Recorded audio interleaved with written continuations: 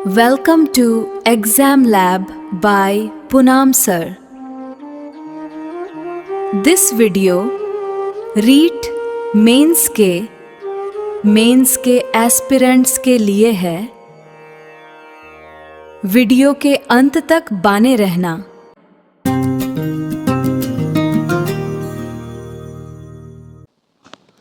दोस्तों, रीट मेंस 2027 की भर्ती आने वाली। जी हाँ, बिल्कुल रीट मेंस की 2027 के एंड तक पहले भर्ती आ जाएगी। तो इसके लिए पहले आपको तैयार होना पड़ेगा, क्योंकि किसी भर्ती के लिए कम से कम आपको 1 साल पहले तैयारी करनी होगी, तभी आपका सिलेक्शन होगा। तो इस वीडियो में हम आज जानेंगे पूरी रीट मेंस की पूरी सफलता के लिए संपूर्ण अध्ययन रणनीति को जानेंगे। तो वीडियो के अंत तक जरूर बने रहना। सबसे पहले हम परीक्षा की संरचना देख लेते हैं। जी हाँ, परीक्षा में देखो कुल अंक आते हैं आपको 150% के प्रश्न हो जाते हैं। टोटल 150% आते हैं आपके, जो प्रत्येक प्रश्न 2 नंबर का होता है। इस तरह आपके 300 नंबर का पेपर आता है। 300 नंबर प्रश्न, इस 150% में आपको टाइम दिया जाता है 2 घंटे 30 मिनट का। जी हाँ, 2.5 घंटे का समय दिया जाता है, जो बहुत ही पर्याप्त नहीं है। इसलिए आपको टाइम मैनेजमेंट की भी आगे बताया जाएगा कैसे करना है। इसमें आपकी नेगेटिव मार्किंग भी है 1/3। इस नेगेटिव मार्किंग से बचकर रहना होगा, तभी आप सफलता की सीढ़ी चढ़ पाओगे। महत्वपूर्ण देखो, पात्रता परीक्षा बाद मुख्य परीक्षा पूर्ण फोकस करें। अगर आपने रीट पात्रता दे दी है तो अब मेंस पर पूरा फोकस करें। अगर पात्रता नहीं भी दी है तो कोई नहीं, साथ में उनका सिलेबस भी करते जाइए, क्योंकि पात्रता ज़्यादा हार्ड नहीं आपकी हो जाएगी। तो ज़्यादा आपको मुख्य परीक्षा पर फोकस करना है, क्योंकि 27 में भर्ती निश्चित आने वाली, बहुत बड़ी पदों पर आने वाली। तो अब हम एक एक सिलेबस वाइज देख लेते हैं। जी हाँ, सबसे पहले आता है आपके राजस्थान जीके, जो 100 नंबर का आता है एकदम। 100 नंबर का ये, और सामान्य ज्ञान यानी टोटल 80 नंबर। 80 वो सामान्य ज्ञान राजस्थान की, और राजस्थान जीके 100, टोटल 180 नंबर का आपका राजस्थान का सामान्य ज्ञान पूछा जाता है, जो आपकी रीट में बहुत बड़ा योगदान है। अगर आपने सिर्फ राजस्थान जीके को अच्छे से रट लिया पूरा, तो आपका सिलेक्शन श्योर है।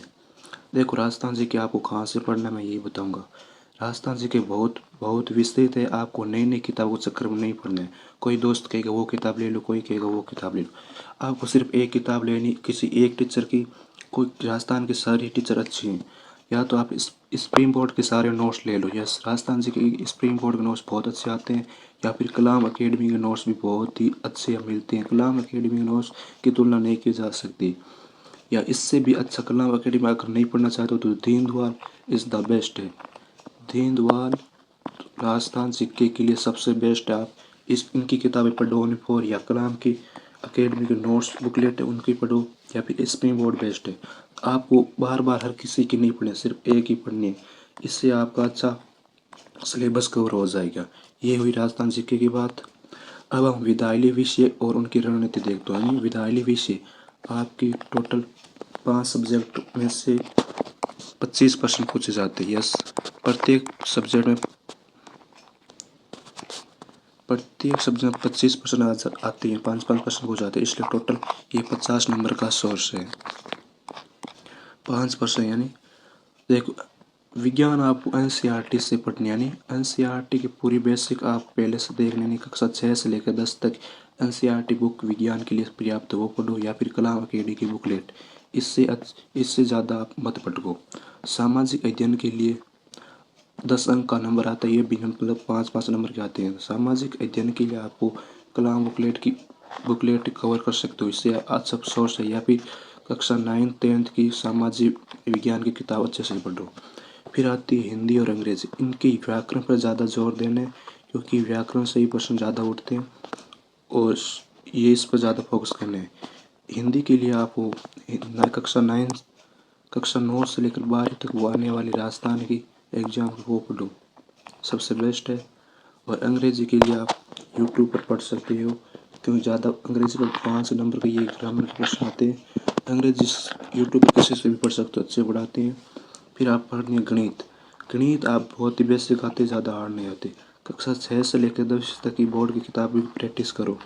फिर यूट्यूब पर किसी एक टीचर के लिए एक टीचर का सिलेबस अच्छे से कवर कर लो, इससे आपका 4 नंबर हो जाएगा। ये आपकी 50 नंबर की रणनीति हो गई, इनको अच्छे से कवर करना है, क्योंकि रीट मेंस में इनका भी योगदान बहुत ज़्यादा है। राजस्थान जी के बाद अगर सबसे ज़्यादा योगदान है तो ये विद्यालय विषय, फिर इनके बाद आती है शिक्षण विद्या, यानी 50 नंबर ये हो गए और 40 नंबर की आपकी शिक्षण विद्या होगी।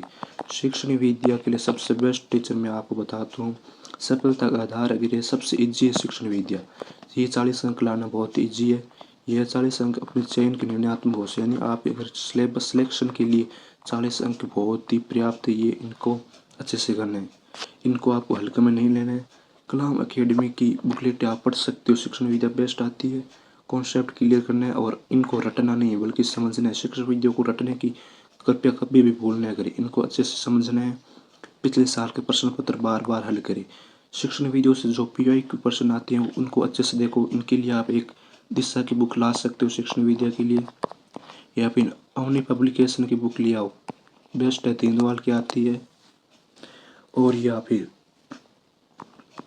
एक आती है मंगल सर की एक बेस्ट बुक आती है शिक्षण विधियों के लिए, वो भी इसके लिए बेस्ट मानी जाती है। तो ये आप वहाँ से शिक्षण विद्या कवर कर सकते हो। अब बात आती है मनोविज्ञान।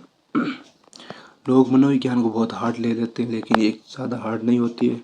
टोटल 20 नंबर का ये आती है मनोविज्ञान, यानी टोटल 10 प्रश्न आते हैं मनोविज्ञान से। मनोविज्ञान इससे सबसे सरल विषय माने, क्योंकि अगर एक बार इसको समझ गए तो इसके प्रश्न आप अच्छा आसानी से हल कर सकते हो और आपके सिलेक्शन में ये अच्छी भागीदारी मतलब योगदान निभा सकती है। मनोविज्ञान के लिए एक सबसे बेस्ट बुक आती है वंदना जादौन की या फिर देश सिंह दयाल की। सबसे अच्छी बुक इन्हीं की बताई जा रही है। इनके अलावा अगर आप पढ़ना चाहते हो तो कलाम की बुकलेटें पढ़ सकते हो, मनोविज्ञान की मतलब शॉर्ट में आती है वो भी अच्छी है। फिर इसके बाद आप दिशा पब्लिकेशन की PYQ को से प्रैक्टिस करें। जी हाँ, थ्योरी पढ़ने के बाद आप दिशा पब्लिकेशन की PYQ ज़रूर करें, ये मोस्ट इम्पोर्टेंट है। दिशा की बुक आपके पास होनी चाहिए प्रत्येक सब्जेक्ट, चाहे शिक्षण विज्ञान हो, चाहे राजस्थान GK हो, चाहे मनोविज्ञान हो। दिशा पब्लिकेशन की आपकी सारी बुक होनी चाहिए, ये बहुत ही मोस्ट इम्पोर्टेंट है। चलो अब आगे हम कंप्यूटर की बात कर लेते हैं। इसमें से भी आपके 5 प्रश्न पूछे जाते हैं, टोटल 10 नंबर का कंप्यूटर आता है आपकी परीक्षा में। कंप्यूटर से सामान्य जानकारी आती है, ज़्यादा हार्ड नहीं आती। 10 अंक का ये पोर्शन आपके रैंक में सुधार कर सकता है। अगर कंप्यूटर आपने छोड़ दिया तो ये ठीक नहीं है। अगर आपको अच्छी रैंक लानी है तो कंप्यूटर को पढ़ के जाना है आपको। कंप्यूटर के लिए सबसे अच्छी बुक है 9वीं कक्षा की जो सूचना प्रौद्योगिकी की पुस्तक आती है राजस्थान में, RBC बोर्ड की जो आती है 9वीं कक्षा की। उनकी शुरुआती 5 से 6 टॉपिक ऐसे हैं, 6 टॉपिक में से ही आपके कंप्यूटर के प्रश्न पूछे जाते हैं। यानी कक्षा 9th की आपके कंप्यूटर की पुस्तक पढ़नी है, उसकी शुरुआती 5 से 6 अध्याय अच्छे से कवर कर लो। नोट्स या आसान किताब का चुनाव कर सकते हैं। अब इसके कंप्यूटर के सामान्य नोट्स बनाने, ज़्यादा डीपली में नहीं जाना है आपको इसमें। अब हम बात कर लेते हैं अच्छे से। अब हम ये तो सिलेबस की बात होगी। अब आपको कैसा अनुशासन अपनाना है, दैनिक अनुशासन कैसा होना चाहिए आपका। डेली टारगेट अपनाओ। जी हाँ, टारगेट अच्छा रखो। डेली सुबह उठकर एक सफ़ेद पत्र पर दिन में टॉपिक्स लिखे, यानी सुबह उठते ही एक अच्छा टारगेट बनाओ कि मुझे आज क्या करना है। रात का नियम अपनाओ। देखो, सोने से पहले उन टॉपिक्स को पूरा करो, यानी आपने जो दिन में जो टॉपिक पढ़े उनका एक बार रिवीजन करके सो जाओ। सोशल मीडिया की एक्टिविटी बंद कर दो। 1 साल के लिए इस सोशल मीडिया से दूर हो जाओ। अगर आपको रीट मेंस 2027 में सिलेक्शन लेना है तो इस सोशल मीडिया से दूर हो जाओ। अब हम बात कर रहे थे रिवीजन, यानी सबसे ज़रूरी अगर सिलेक्शन में अच्छा भूमिका निभाती है रिवीजन। अगर आप सिलेबस कितना ही बार पढ़ लिया, रिवीजन नहीं किया तो आपका कुछ नहीं है। सबसे सिलेक्शन में अच्छी भूमिका आपकी रिवीजन निभाती है। रिवीजन आपको देखो कैसे करने, 10 अलग अलग किताब पढ़ने से अच्छा एक किताब को 10 बार पढ़ लीजिए। हाँ, किसी किताब यानी नई नई किताबें पढ़ने से अच्छा आप एक किताब को चाहे किसी की वो उनको अच्छे से पढ़ना, उनको अच्छे से कवर कर लेना है। एक किताब को 10 बार, 20 बार, 100 बार पढ़ो, वो सबसे बेस्ट है। कम से कम 3 से 4 बार आपको संपूर्ण पाठ्यक्रम का रिवीजन करना है, यानी एग्जाम से पहले 4 से 5 बार आपको अच्छे से रिवीजन करने हैं, तभी आप सफलता की सीढ़ी चढ़ पाओगे। अब टेस्ट सीरीज का महत्व, यानी रिवीजन के बाद आता है आपका टेस्ट सीरीज। जी हाँ, टेस्ट सीरीज क्यों है ज़रूरी, देखो ये इससे आपका टाइम मैनेजमेंट हो जाता है, समय का पता चल जाता है टेस्ट देने से। नेगेटिव मार्किंग से बचाव हो जाता है।